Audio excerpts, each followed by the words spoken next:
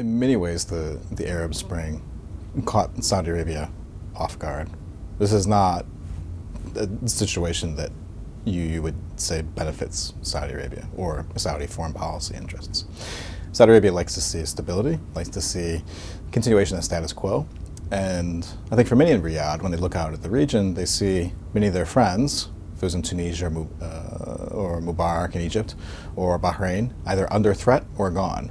At the same time, there are also regimes like Libya, which they're probably less sad to see go. But they also see growing instability in the region, especially in Yemen and Bahrain and Syria. And none of this serves Saudi Arabia's interests.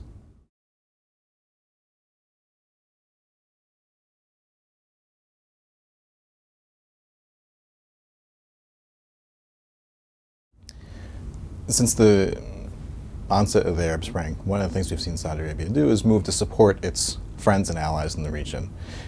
The Egyptian government before Mubarak fell, and the Egyptian government now that Mubarak's gone, but also the monarchies in the region. We see this within the GCC, the Six-Nation Arab Gulf State organization, where they're working to help support their friends. The Saudi Arabia is on the ground in Bahrain, supporting the Bahraini government as it weathers the protest movement. But they've also been involved in expanding, or moving to expand the GCC to include Morocco and Jordan, two other monarchies. Saudi Arabia typically uses a combination of money to support things or to advance its policies, or religious ideology. We've also seen the mobilization of Saudi-affiliated or Saudi-connected religious networks to deliver the message that protesting is not authorized, that it's illegitimate to protest and demonstrate against the government, that preservation of the status quo is the most important thing.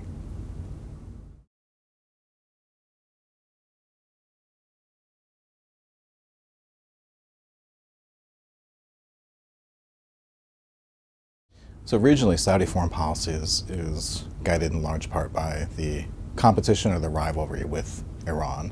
Oftentimes, the relationship with Iran is looked at as a zero-sum game. If Saudi Arabia wins, Iran loses. If Iran wins, Saudi Arabia loses. There's no space for both sides to win at the same time. And we saw this in Bahrain. The idea that a monarchy, a friendly Arab Sunni monarchy in Bahrain, was under threat by Shia protesters. We saw Saudi Arabia come to the support and the assistance of the Bahraini government. And when you talk to Saudi officials, they'll say there's no way we could tolerate the emergence of a potentially Iranian-affiliated Shia government right next door on our border. We couldn't tolerate Hezbollah, right, on our border. And Bahrain is separated from Saudi Arabia by kilometers, not great distances.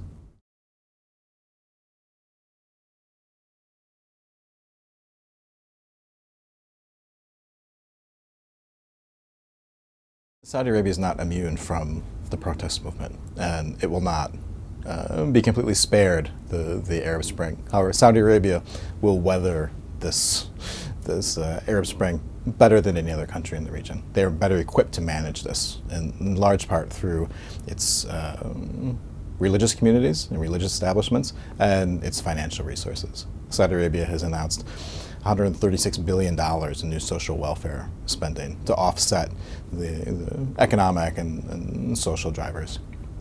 The protests that we've seen in Saudi Arabia have been very, very small, primarily confined to the eastern province and some other big cities.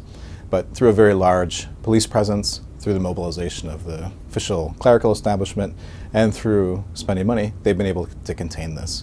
And Saudi Arabia will weather this better than any other country in the region. The correlation to this, or the added part of this, is what this has done to the price of oil. The new Saudi budget, to account for all this social welfare spending, is fixed at about $88 per barrel, meaning this is what they must earn to break even on new spending. As a result, we'll most likely see Saudi Arabia not working to drive down the prices of oil, but instead working to prevent the oil market from becoming overheated.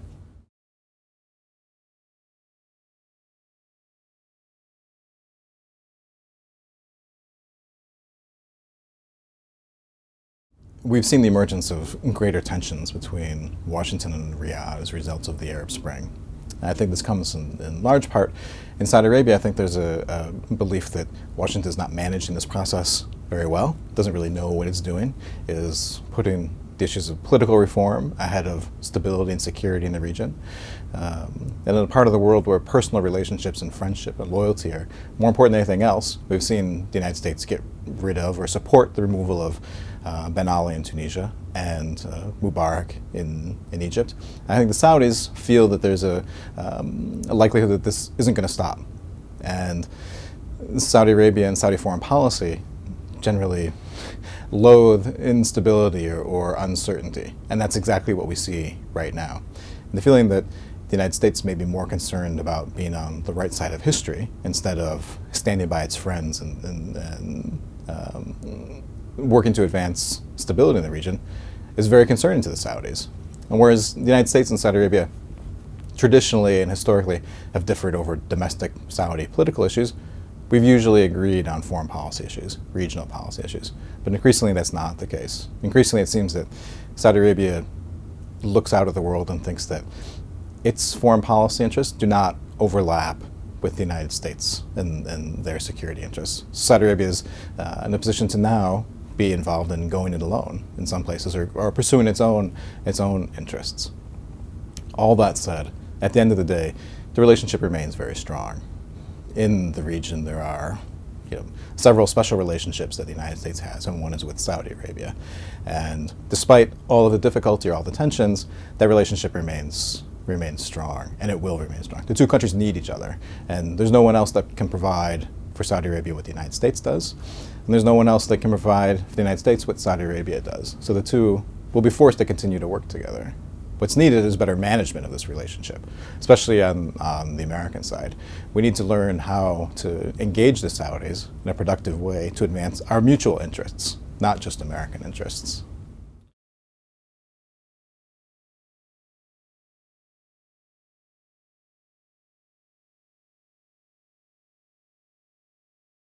Saudi Arabia is the world's largest oil producer, as one of the pillars in the Gulf security arrangement, but also, in large part as a leader or a primary figure in the global Sunni Muslim community.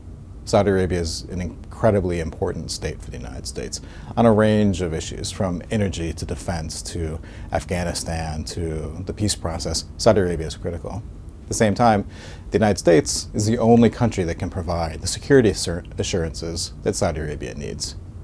And Saudi Arabia typically, historically, has preferred to deal with the United States over other states like China or others, who may be purchasing more petroleum, but Saudis want to send their children to university in the United States. They want to do business in the United States, not in other places, to the same extent.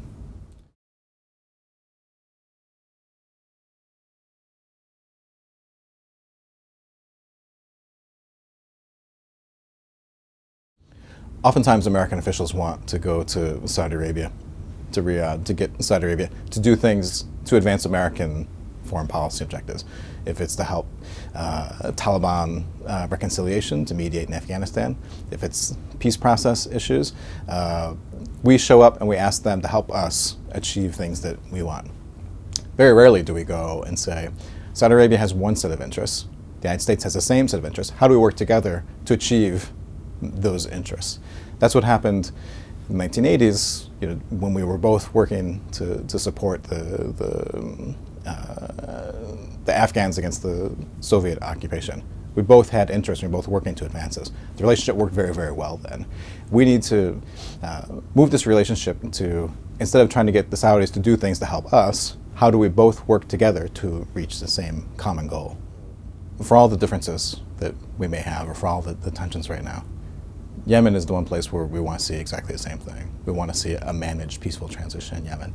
We want to see, both of us, progress on the peace process. We want to see movement in the fight against Sunni extremism, against Al-Qaeda. So there are a number of issues, security issues, but also the economy, right? As the world's largest oil producer, the They want to make sure that consumers continue to buy their product. And as one of the biggest consuming nations, we want to make sure that the oil market doesn't get overheated. So there's issues, economic issues, energy issues, defense, security, but we both have the same interests. We need to work towards advancing both our countries' goals and interests.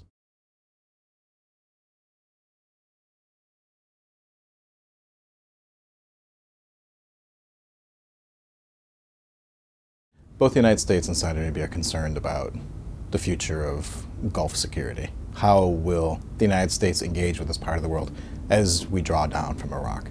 We're going to have ongoing security interests in Iraq, but also the two countries share a common perception of Iran, of developments in the Gulf, of stability in that part of the world. Both countries want to work towards a stable Gulf and to reduce the likelihood of the emergence of Iran as a nuclear power, but also as a global competitor.